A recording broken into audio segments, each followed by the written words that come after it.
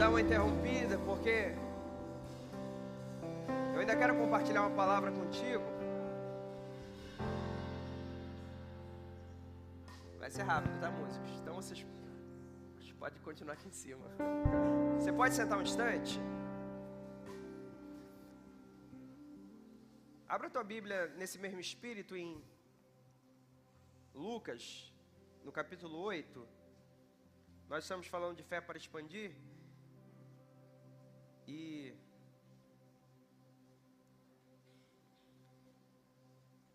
E a parábola do semeador, ela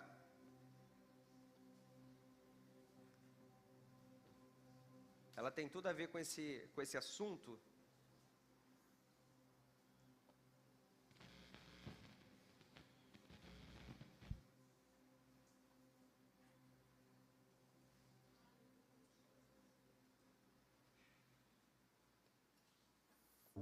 Amém.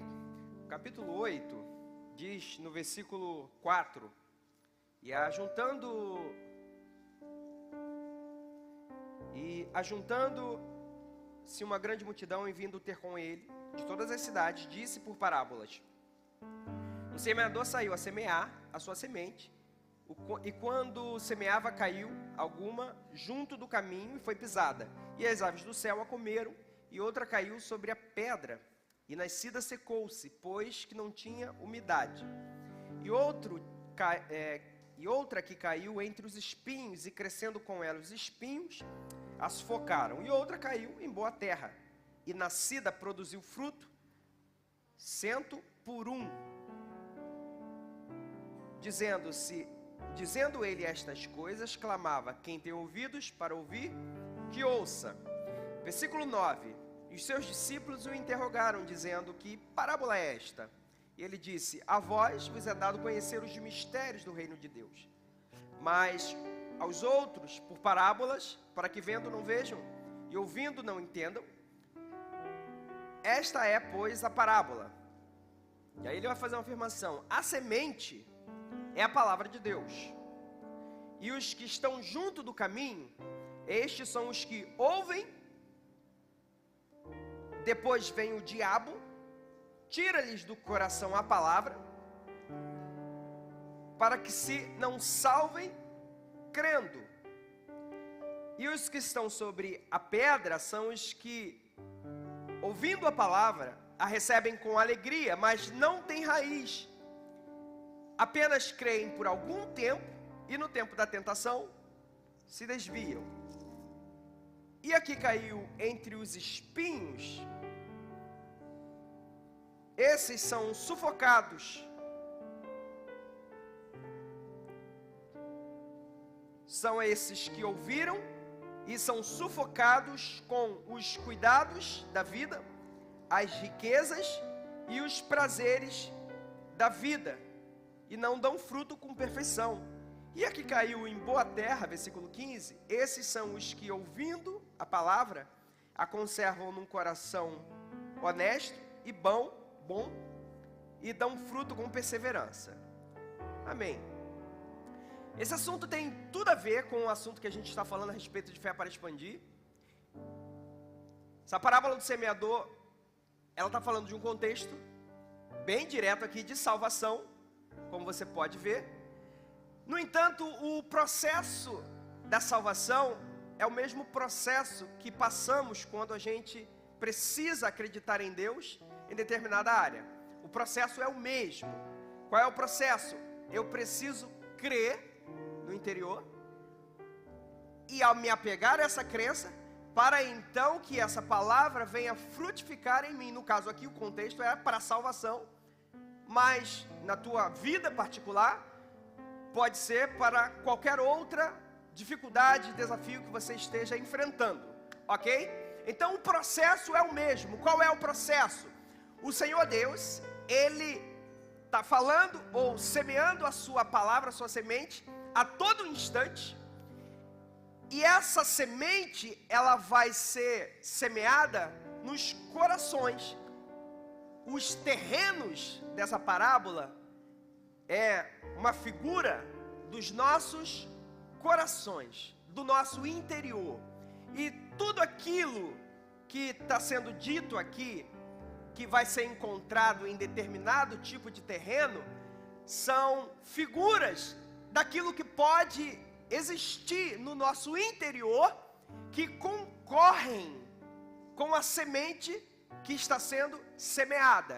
E se o nosso interior tem coisas que irão concorrer com essa semente, há a grande probabilidade de acontecer o que Jesus ele vem dizendo nessa parábola. Por isso, a nossa breve explanação aqui tem o intuito de fazer com que você reflita sobre a tua vida com Deus e o que você tem guardado dentro do teu coração, como está a sua vida. Partindo de versículo a versículo aqui, desde a explicação de Jesus. Jesus ele diz o seguinte, no versículo 11, voltando, esta pois é a parábola, ele diz, a semente é a palavra de Deus. A semente que é a palavra de Deus, ela é boa, é sempre boa a palavra de Deus. O profeta Isaías vai dizer que a palavra de Deus quando sai, quando ela é emitida, ela vai produzir o fim para que foi designada, porque a palavra de Deus ela é boa, irmãos. Quando Deus diz algo, acredite, essa palavra de Deus produz. E o único que tem o poder muitas vezes de impedir somos nós mesmos, dependendo da postura que a gente vai adotar quando estamos diante da palavra de Deus.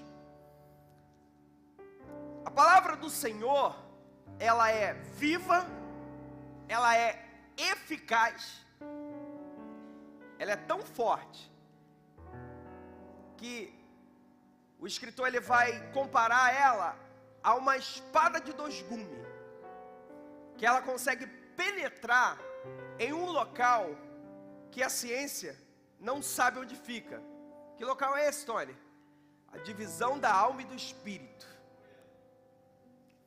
Ela é apta para discernir os pensamentos e as intenções do coração.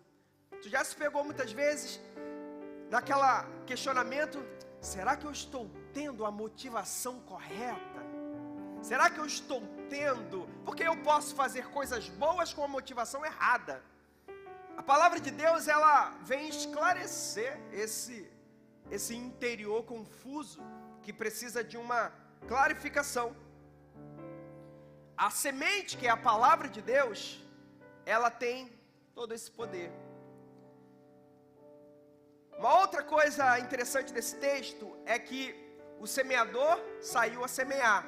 Jesus está falando de si mesmo nesse texto, porque esse texto está registrado em Lucas, mas também ele está registrado em Mateus e em Marcos, Mateus 13, Marcos capítulo 4.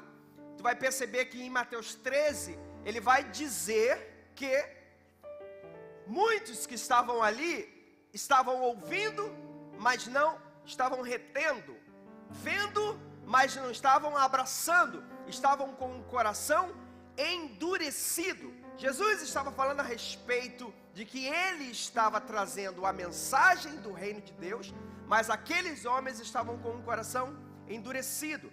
Logo, Jesus, quem está semeando, e neste contexto, Jesus, ele semeia a palavra dele a todo instante.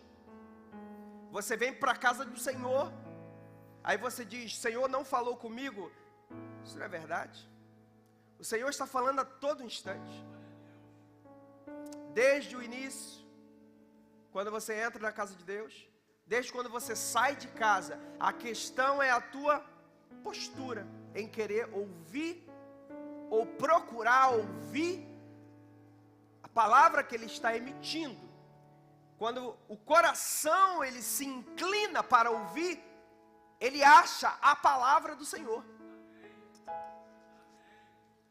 Por quê? Porque o Senhor, ele é desejoso em se comunicar comigo e contigo.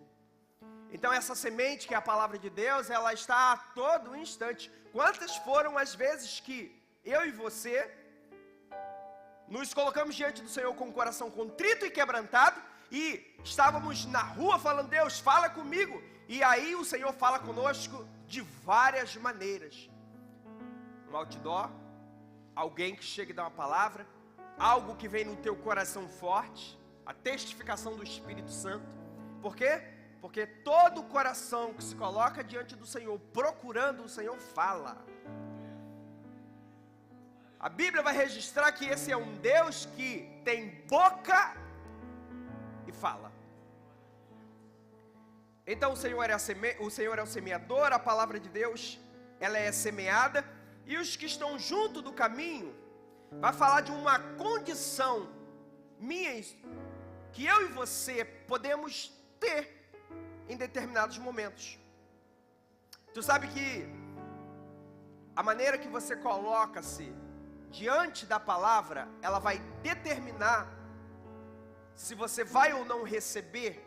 Por exemplo, numa pregação como essa, temos muitas pessoas, e cada pessoa, ela entra com uma disposição para ouvir. Conta-se a história de que um grande homem de Deus, ele levou 2 diáconos para Foi o Rafael que falou a respeito disso, não foi? É verdade, o Rafael contou isso aqui há 2 domingos atrás, e eu gostei muito disso. 2 diáconos, né? Foram para o congresso e esse pastor estava lá falando, olha, vai vir um grande homem de Deus aqui, vai pregar, e ele estava todo empolgado, e quando chega lá, descobre que não é aquela pessoa que iria pregar. Esse homem de Deus que chamou os 2 diáconos para irem juntos, ficou decepcionado. Ele já entrou na pregação com uma disposição para ouvir errada. Quando finaliza a pregação, ele vai junto conversar com os 2 homens que ele tinha levado, e ele começa com aquele tom de crítica, que aquela palavra não foi boa, e quando ele indaga os homens que estavam com ele, ele recebe 2 respostas totalmente diferentes, porque o coração daqueles homens que ele levou, estavam com uma expectativa tão grande, que cada palavra que aquele pregador falava, ele ia absorvendo, e o Senhor ia falando com ele. E de fato você percebe que os corações, a disposição do coração, no caso do terreno, faz toda a diferença quando a semente chega, quando a palavra chega. Os fariseus, eles se fechavam, mas quando Pedro prega a palavra em Atos capítulo 2, cheio do Espírito Santo, ele encontra corações que compungiram-se. Eu gosto dessa palavra. Corações que se rasgaram diante de Deus, querendo o Senhor. Quando Estevão prega no capítulo 7, Estevão prega cheio da autoridade do Espírito Santo. Ele encontra homens que endureceram os seus corações para não ouvir. Se você reparar, tem um texto em Atos 7 que diz que eles taparam os ouvidos. Eu creio que a palavra de Estevão era tão forte no Espírito, que eles estavam quase sendo levados pelo Espírito Santo ao arrependimento, e eles não queriam se arrepender. Não, eu não dou o braço a torcer. Vamos parar de ouvir para que a gente não seja convencido dessa palavra. Eu fico imaginando isso. Então a disposição do terreno, ela faz toda a diferença. Diz que a primeira semente que ele fala caiu junto de um terreno, junto do caminho. O caminho vai falar de terra batida, né?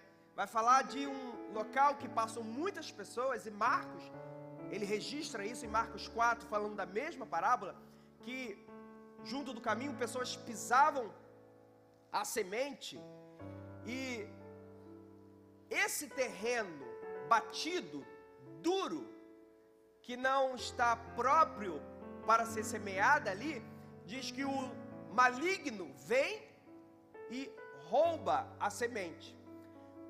O coração, já que o terreno é o coração do homem, o espírito do homem, um coração duro é algo que atrapalha bastante da semente produzir. O Senhor fala a respeito do povo deserto, que quando eles estão caminhando com o Senhor, mesmo depois de eles terem visto muitos milagres, ele fala a respeito desse povo da seguinte forma: era um povo de dura cerviz, um coração duro.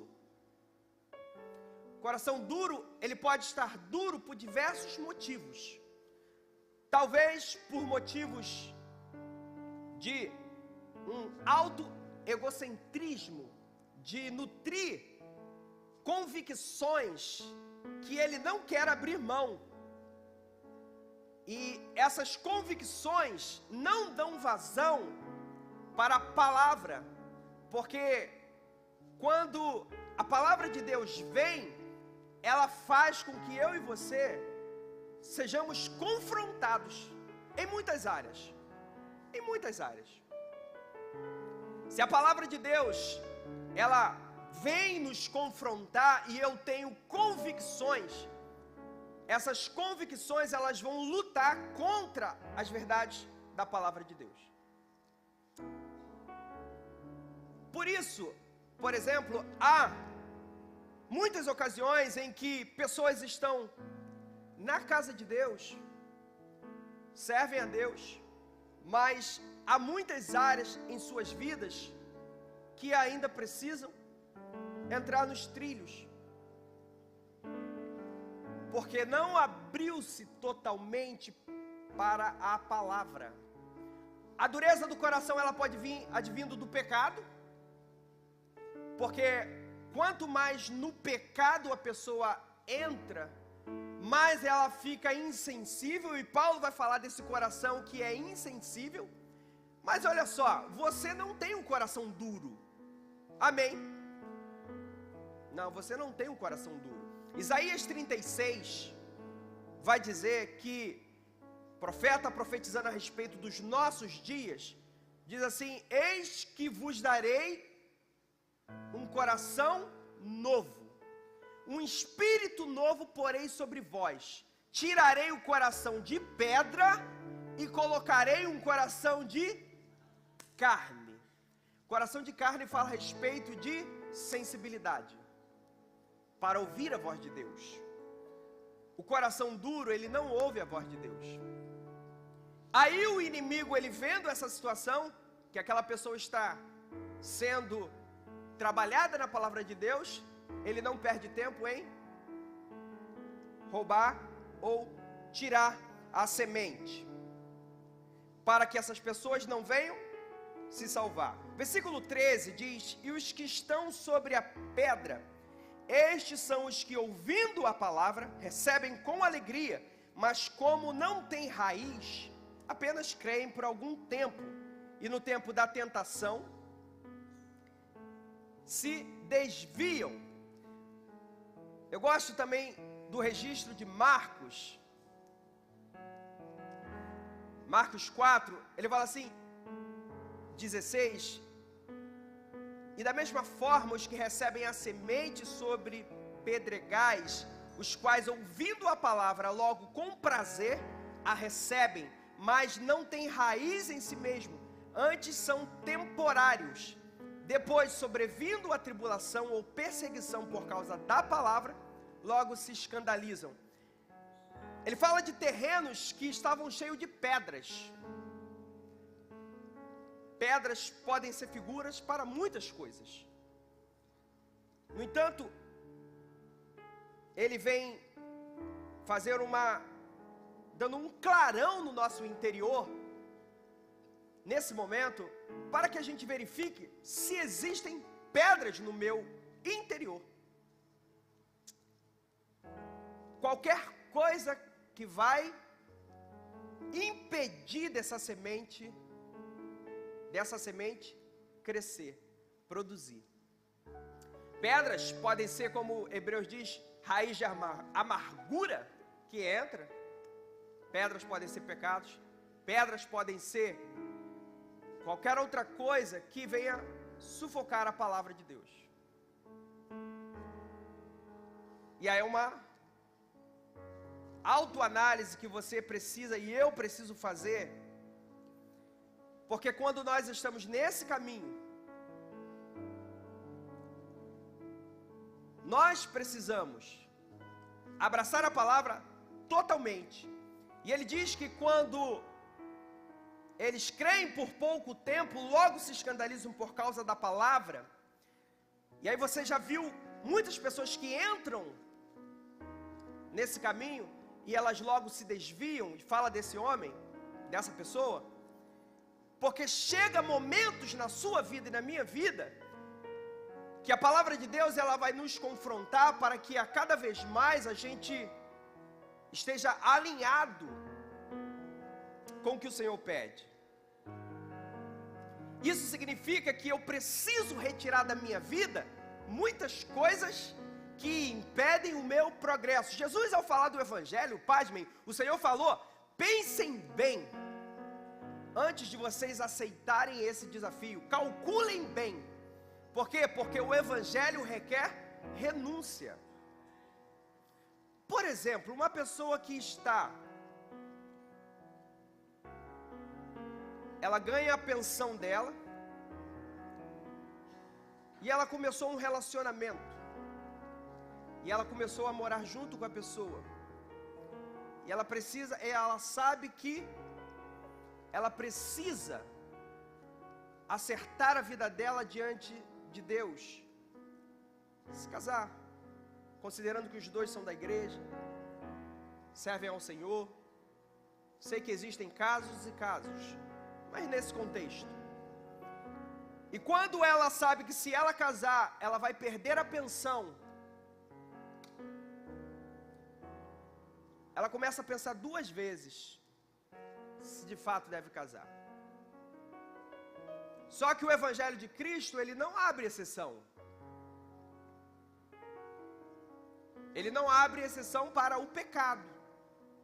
Não abre.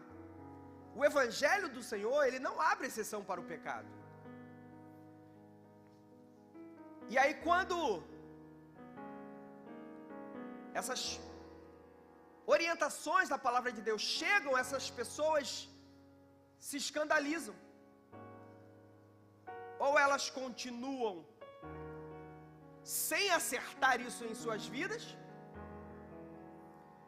ignorando esse fato, ou elas, como o texto diz, saem, porque acham o Evangelho pesado demais. Mas o Evangelho do Senhor, ele vai ser renúncia em muitas coisas da tua vida. O jovem que está namorando também, sexo só depois do casamento. No seu negócio, os negócios feitos dentro das leis, em qualquer área que você puder. Isso vai fazer com que você muitas vezes saia como prejudicado naturalmente. Só que a palavra de Deus diz para nós irmos nesse caminho. Se essa pedra, se o meu coração está com essa pedra, a palavra do Senhor, ela não vai prosperar. Há, por isso, o testemunho ruim de muitos dos de fora, quando falam dos de dentro aqui. E no outro terreno, por conta da hora eu preciso me adiantar, o outro terreno diz: e aqui caiu entre os espinhos, versículo 14 de Lucas 8, esses são os que ouviram e indo por diante, são sufocados. Aí ele fala de 3 situações: sufocados com os cuidados da vida, com as riquezas e com os deleites, os prazeres da vida. Esses não produzem fruto com perfeição. Essas 3 características aqui, elas são muito próprias. Cuidados da vida concorrem muitas vezes com a palavra de Deus, com a semente, com a orientação de Deus para as nossas vidas. Marta, ela está em casa, Maria também. O Senhor chega para falar, para poder entregar as sementes. Maria, ela se coloca diante do Senhor Jesus, e Marta fica falando com Maria: Maria, olha, vem me ajudar. E quando ela não consegue, ela fala, Jesus, manda ela vir me ajudar. Jesus fala, Marta, Maria não, Marta, estás preocupada com muitas coisas, mas uma só é necessária. E Maria escolheu a melhor parte. Jesus não disse que lavar a louça é errado, que arrumar a casa é errado, que cuidar dos filhos é errado, que cuidar das coisas da vida é errado. Jesus não disse isso. No entanto, nesse texto da parábola do semeador, Jesus coloca que os cuidados da vida podem ser um impeditivo para a palavra de Deus crescer em nós. Estamos tão ocupados com muitas coisas, estamos tão cuidadosos com as coisas na terra, que as coisas celestiais ficam para um outro momento. Eu não tenho um tempo para isso, eu não tenho um tempo para aquilo, eu não tenho um tempo. Já falamos muitas vezes, né? Tô sem tempo.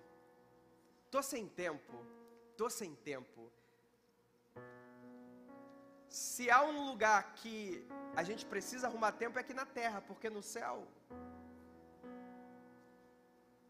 não vai haver essa necessidade. É aqui na terra que a gente tem que pregar o evangelho. É aqui na terra que a gente tem que melhorar o nosso comportamento.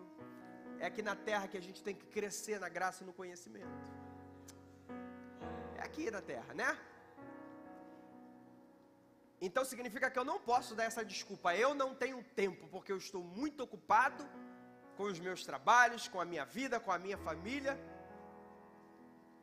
Tem um texto em 1 Coríntios 7 que Paulo fala assim: aquele que está casado, ele está dividido entre a obra de Deus e a sua família. Normalmente a gente usa esse contexto para dizer que aquele que está casado não deve ficar enfurnado na igreja.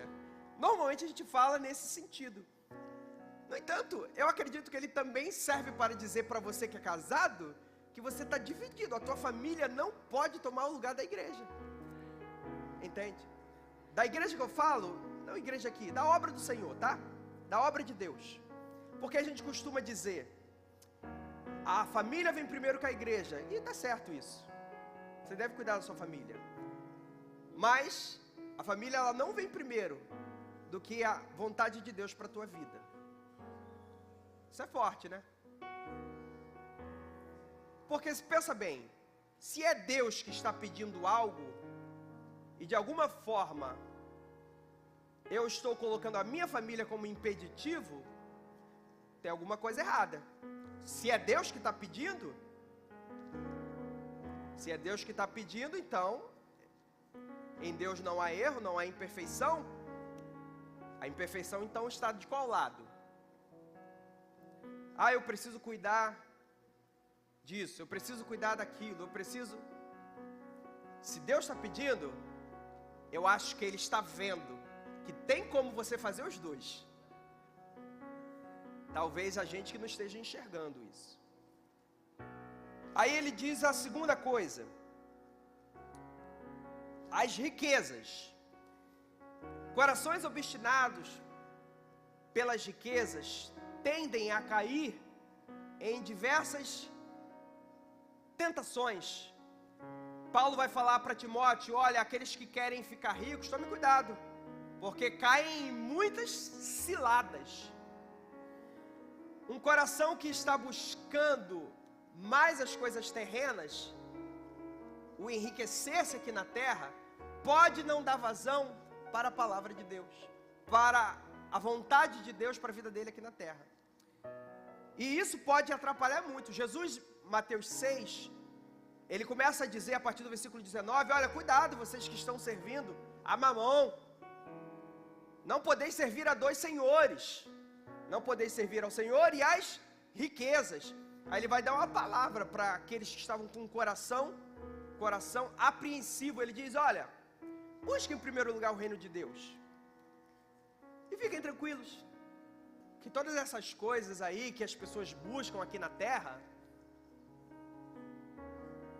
ele não diz talvez, não diz quem sabe, ele dá uma certeza.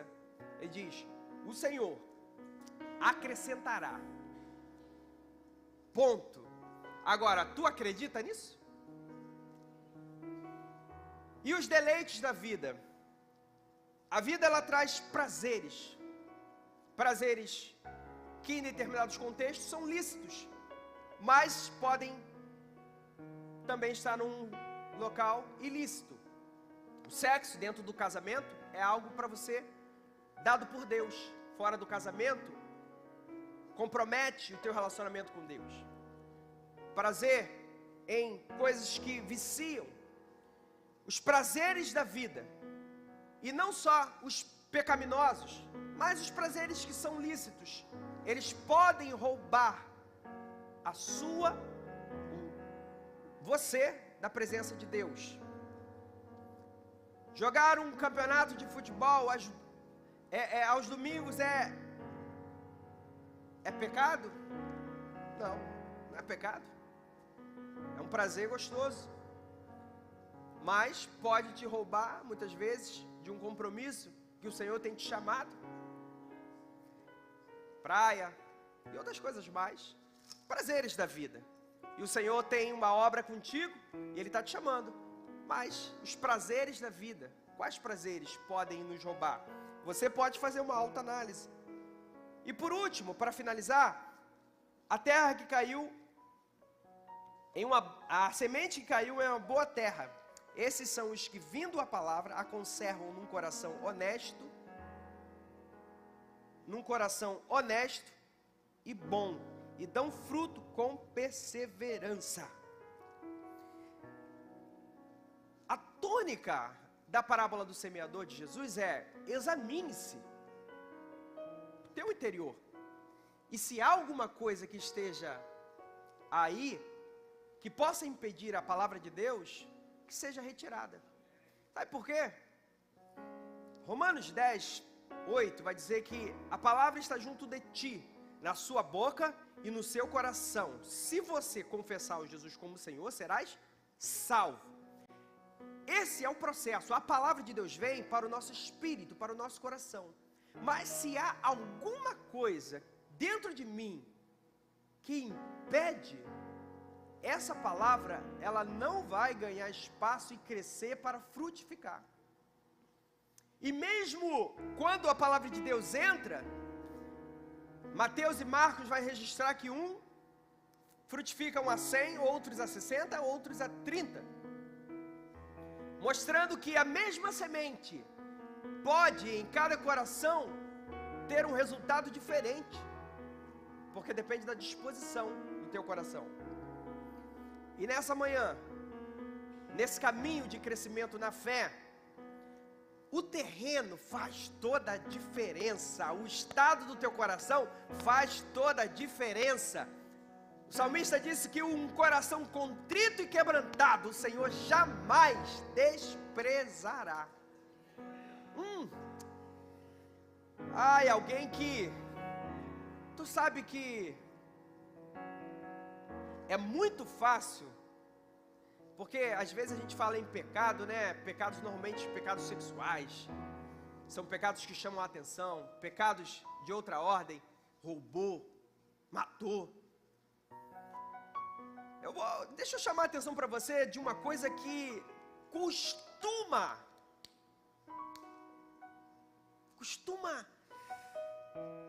arrancar de nós a boa vontade de Deus. Sentimentos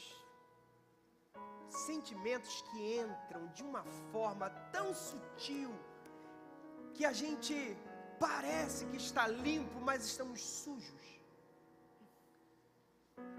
Sentimentos, por exemplo, de vaidade. Frases que a gente às vezes emite que parecem ser santas, mas estão trajadas no interior vaidoso e egocêntrico.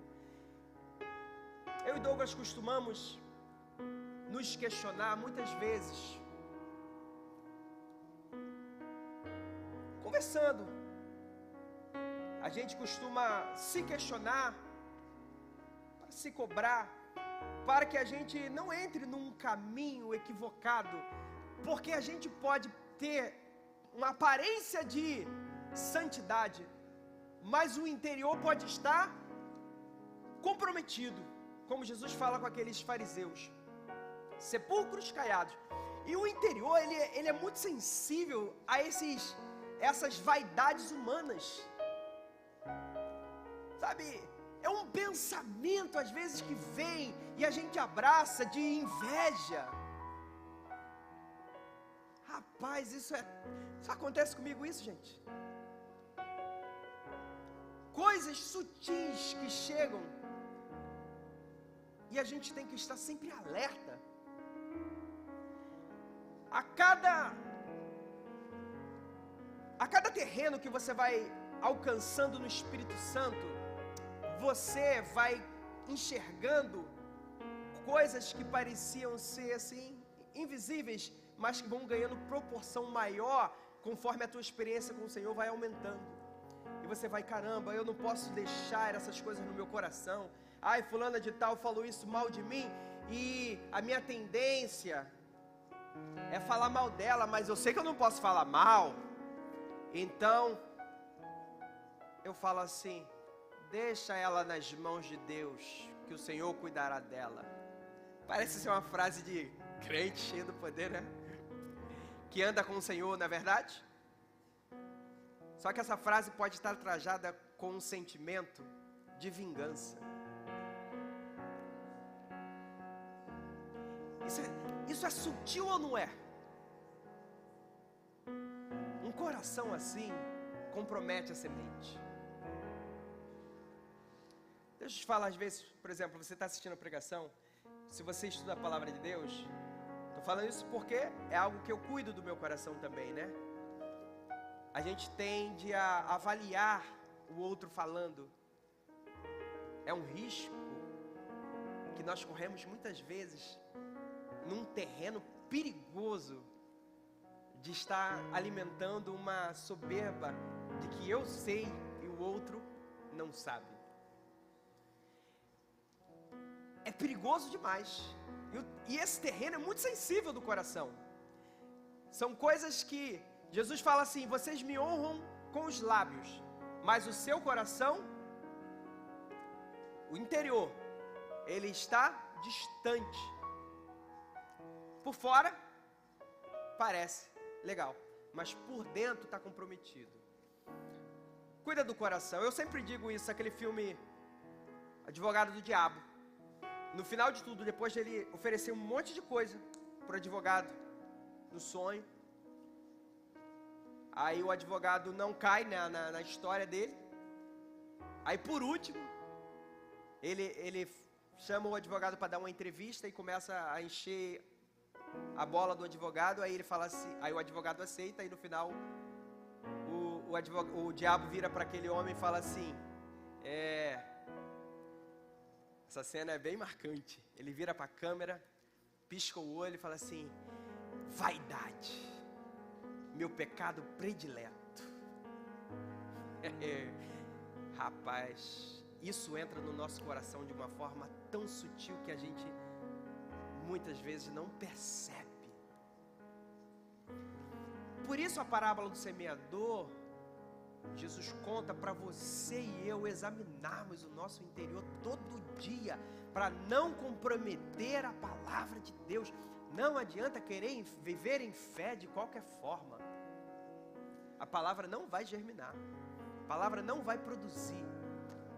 E eu preciso parar, por causa da hora, em nome de Jesus. Amém?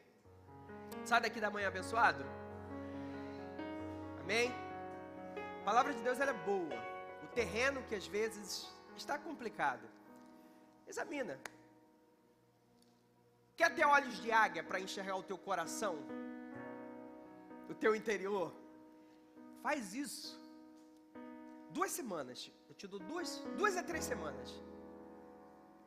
Tu vai encontrar um monte de coisas que vocês precisam consertar dentro de você. Faz 3 semanas de jejum e oração. 3 semanas de jejum e oração. Todo dia tu vai, o jejum conforme você puder, mas a oração todos os dias. Eu te dou 3 semanas para você começar a olhar para dentro de si. Você vai ver um monte de coisa que você tem que consertar. Ah, meu terreno tá legal. Faz aí 3 semanas de jejum e oração. Eu te deixo esse desafio. Vamos ficar de pé?